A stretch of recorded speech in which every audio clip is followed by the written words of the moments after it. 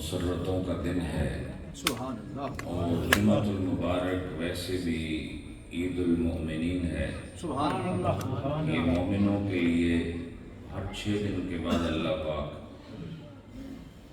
جمعے کی صورت میں عید کا دن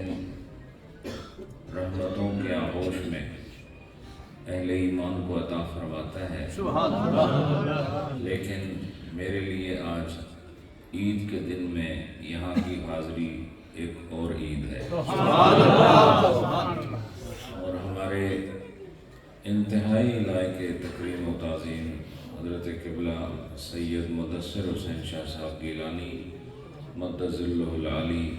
اطال اللہ عمرہ، یہ ایک صاحب درد، صاحب ذوق، صاحب نسبت، صاحب کمال اور نبی کی آل کی نسبت رکھنے والے صاحب وفا شخصیت، جن کے ساتھ تعلق ہوا تو صوفیانہ ماحول کی رونقوں میں اور اضافہ ہو گیا۔ حضرات، یہ بہت بڑے اعزاز کی بات ہے، روز زمین پر وہ آستانے موجود ہیں جو عشق و وفا کے بڑھانے ہیں اور جہاں جامع وحدت بھی پلایا جاتا ہے، سبحان اللہ جامع رسالت بھی پلایا جاتا ہے، سبحان اللہ جامع ولایت بھی پلایا جاتا ہے۔ اور شاہ صاحب دیار غیر میں رہ کر اور اپنے وطن میں اپنی موجودگی کا احساس اس طریقے شریعت و طریقت کی آمیاری کے ذریعے دلا رہے ہیں، اور یہاں اتنے دور مقام پر جو واقعی اس کے گرد و نواح میں دیکھا جائے تو ایک ایسا ماحول ہے، لگتا نہیں کہ آگے جائیں گے، اور اتنا حسین زمین کا ٹکڑا اپنی محبتوں کے ساتھ زمین پر اللہ اور اس کے رسول کے دین کی خدمت کا اعلان کر رہا ہوگا۔ مجلس میں جتنے بھی علماء کرام ہیں، سادات اعظام ہیں اور آپ جو زائرین ہیں، میں سب کے لیے دعا کرتا ہوں اللہ پاک ہمیں اسی طرح مجتمع رکھے اور ہماری اجتماعیت کو انفرادیت کے عذاب سے محفوظ رکھے اور تقوی و طہارت کے وہ راستے جو اللہ پاک نے ہماری نجات کے لیے ذریعہ بنائے ہیں ان کے ساتھ علی وجہ الکمال وابستگی نصیب فرمائے۔ اللہ پاک نے فرمایا ہے کہ ان کے ساتھ رہو جو سچے ہیں، ان کے ساتھ رہو جو سچے ہیں، اور اس کا فائدہ کیا ہوگا؟ فائدہ یہ ہوگا کہ سچوں کے ساتھ رہتے رہتے ایک دن تم بھی سچے بن جاؤ۔ اور سچائی کیا ہے؟ سچائی صرف زبان کا نطق نہیں ہے، سچائی صرف قول کے ساتھ متعلق نہیں ہے، بلکہ نماز پڑھنا بھی ایک سچائی ہے، آنکھوں کو شرم و حیا کے حصار میں رکھنا بھی ایک سچائی ہے، اور اپنی زبان کو ذکر اللہ میں مصروف رکھنا بھی ایک سچائی ہے، اور اللہ کے لیے روزے دار بننا بھی سچائی ہے، اور تلاوت کرنا بھی سچائی ہے، کیونکہ آدمی صدیق بن ہی نہیں سکتا جب تک وہ رفیق شریعت نہ ہو۔ جو رفیق شریعت بنتا ہے من عند اللہ وہ صدیق بنتا ہے، اور جو صدیق بنتا ہے وہ خدا کا ولی ہوتا ہے، اور شریعت کسی ایک زمانے یا ایک قول کے ساتھ، ایک عمل کے ساتھ متعلق نہیں، بلکہ شریعت کا تعلق ہمارے جمیع امور حیات کے ساتھ ہے۔ لہذا جس نے اپنی زندگی کے معمولات میں شریعت کی تصدیقات کو صدق کا نور لے کر اس کو اپنا معمول بنا لیا تو ایسے لوگوں کو صدیقین کہا جاتا ہے، اور اللہ فرماتا ہے کہ جو لوگ صدیقین ہیں، صادقین ہیں، تم ان کے ساتھ رہو، ان کے ساتھ رہو گے، تمہارا لباس بدلے گا، تمہارا مزاج بدلے گا، تمہاری گفتار بدلے گی، تمہاری رفتار بدلے گی، تمہاری طبیعت بدلے گی،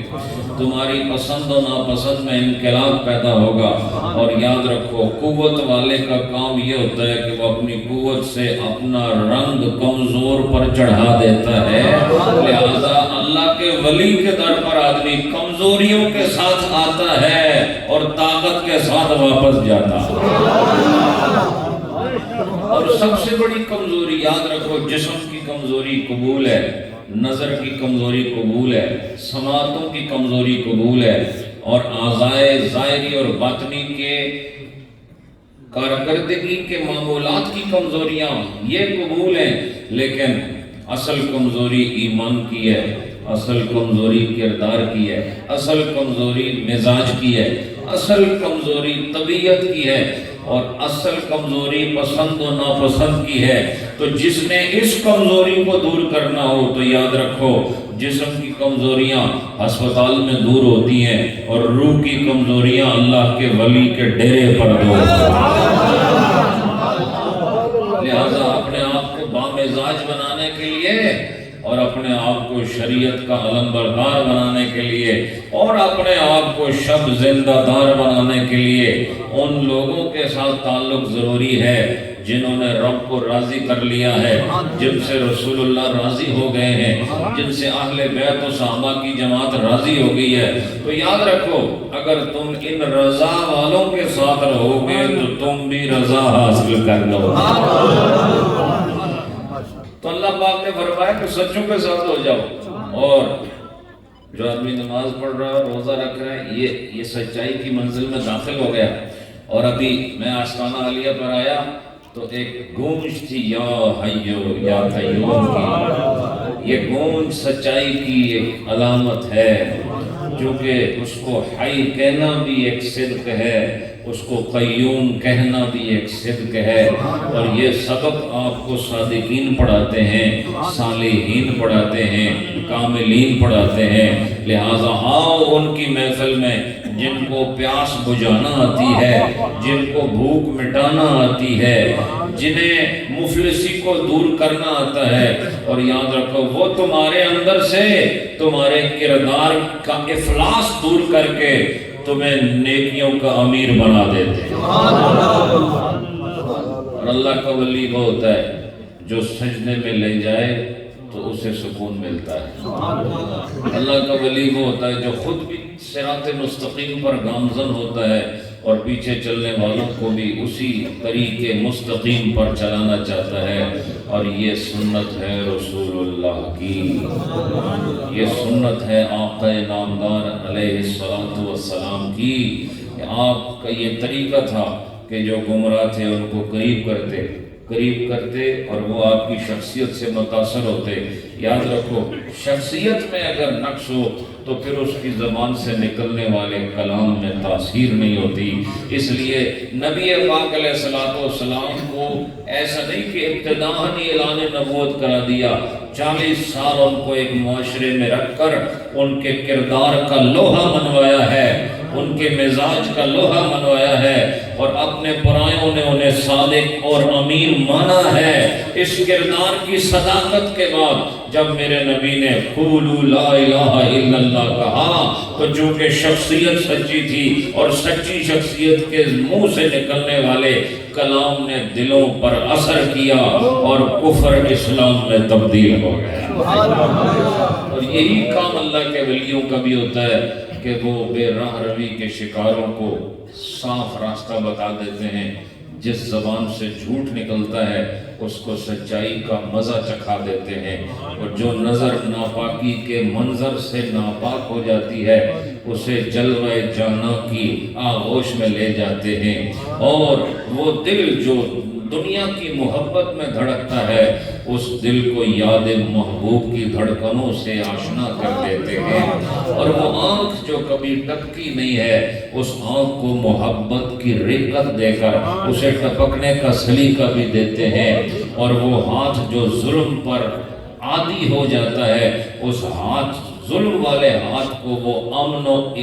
ایمان والا ہاتھ بنا دیتے ہیں اور قدم کو ناپاک منزل کے سفر سے روک لیتے ہیں. لہذا جہاں تمہیں ایسے لوگ نظر آئیں ان کے پیچھے چلتے رہو. کیوں کہ ولی کے سفر کا ایک رخ ہے اور اس رخ کے لیے جدھر ان کا منہ ہے تم پیچھے چلتے جاؤ. اور جو کامل ولی ہے یاد رکھو اس کا منہ محمد الرسول اللہ کی طرف. اور اللہ کا ولی بالآخر آپ کو رسول اللہ کی بارگاہ میں لے جاتے ہیں. اور ولی کا کام یہی ہوتا ہے کہ وہ بارگاہ مصطفیٰ تک رسائی اور وہاں سے پھر میرے محبوب نبی، کائنات کے مختار نبی، کائنات کے صاحب شہلولاک نبی، وہ پھر امت کو خدا کی ذات سے ملا دیتے ہیں. اور جناب رومی نے فرمایا تھا ہر کے خواہد ہم نشینی با خدا او نشین در حضور اولیاء کہ جی ماشاءاللہ ہر کے خواہد ہم نشینی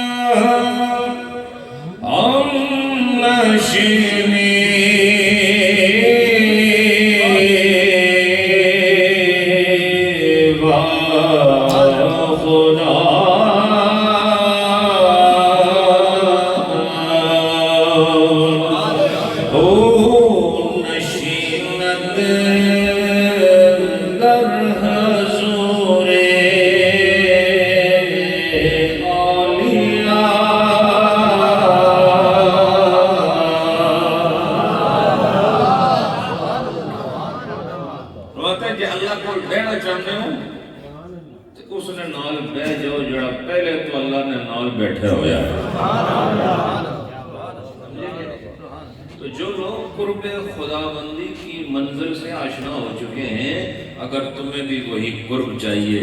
تو ان کے قریب ہو جاؤ جو پہلے سے قریب ہو چکے. وہ ذکر کے ذریعے، مراقبے کے ذریعے، مجاہدے کے ذریعے، پچھلی رات کے سجدوں کے ذریعے،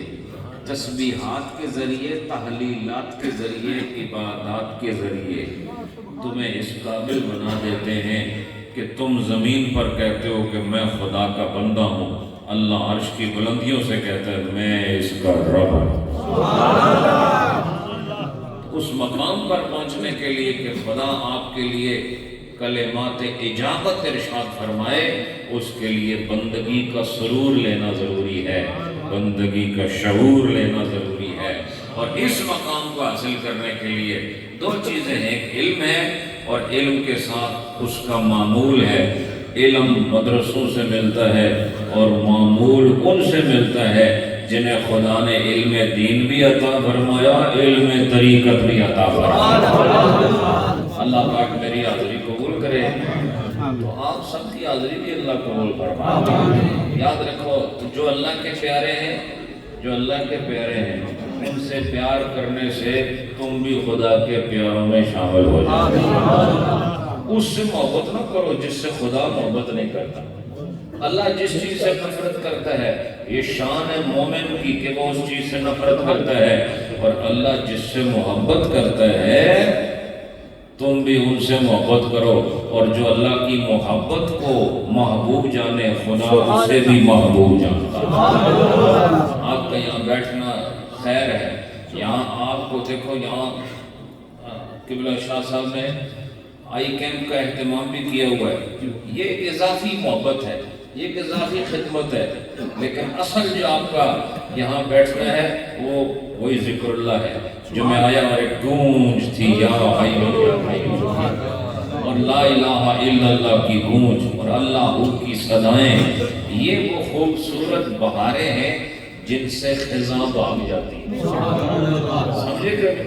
یہ ذکر اللہ وہ بہار ہے جس سے خزاں بھاگ جاتی ہے، اور خزاں کو بھگانے کے لیے ہی ہم آستانے پر آتے ہیں۔ خزاں کو بھگانے کے لیے آستانے پر آتے ہیں، اور آستانہ وہی ہوتا ہے جہاں دلوں کا علاج ہوتا ہے، سبحان اللہ، جہاں روحوں کو تسکین حقیقی ملتی ہو، جہاں نظروں کو شفاف منظر ملتا ہو، جہاں زبانوں کو محبوب کا ذکر ملتا ہو، جہاں دلوں کو ذکر کے ذریعے چین اور اطمینان دیا جاتا ہو، جہاں انسان کو مقصد حیات سمجھایا جاتا ہو، جہاں انسان کو زمین کے اوپر مکان بنانے کا ڈھنگ نہیں سکھایا جاتا، زیر زمین قبر کو آباد کرنے کا سلیقہ سکھایا جاتا۔ اللہ پاک آپ سب کو سلامت رکھے۔ میں ایک مختصر دعا کر کے یہاں سے نکل جاؤں گا، مجھے بڑی اہم جگہ پہنچنا ہے، وہاں بہت مصروفیات ہیں۔ میں قبلہ شاہ صاحب کے ساتھ جو میرا ایک تعلق اور محبت کا رشتہ ہے، اس کی بنیاد پر آج میں آ گیا ہوں، اور یقیناً برطہ شریف کے اندر مجھے نظر آ رہا ہے کہ یہ محبت سے بھرا ہوا مقام ہے، اور سادات اعظام میرے نبی کا گھرانہ، یاد رکھو ان سے زیادہ محبت اور کس سے کریں گے آپ، ان سے زیادہ تعلق اور کس سے رکھیں گے؟ نبی پاک کا گھرانہ، اللہ نے جتنے گھرانے بنائے ہیں ان میں سہانا گھرانہ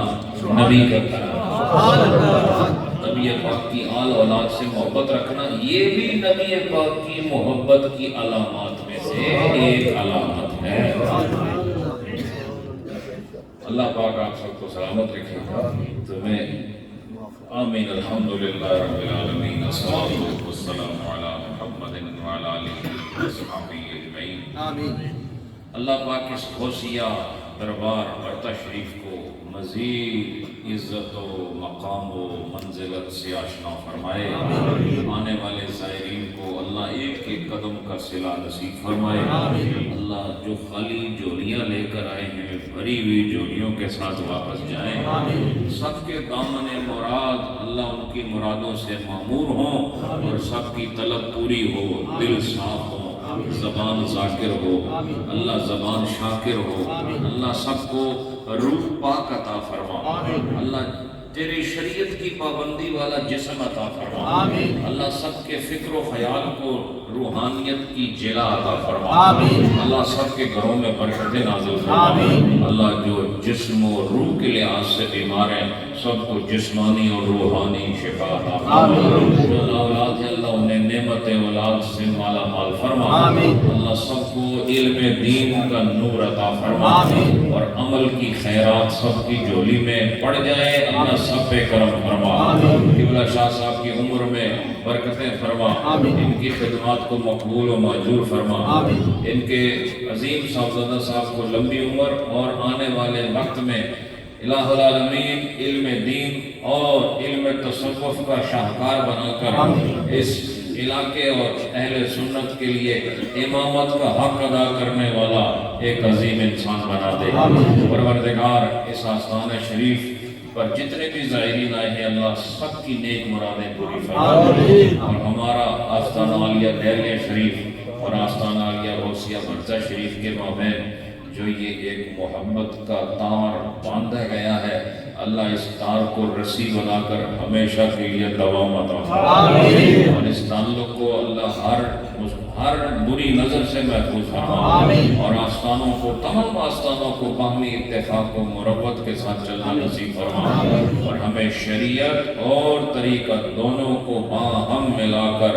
سوئے منزل چلنے کی توفیق عطا فرما۔ ربنا تقبل منا انک انت السمیع العلیم۔ جتنی ہماری بچیاں بہنیں آئی ہوئی اللہ ان کا آنا بھی قبول فرما، ان سب کو عزت و برکت و رحمت نصیب فرما،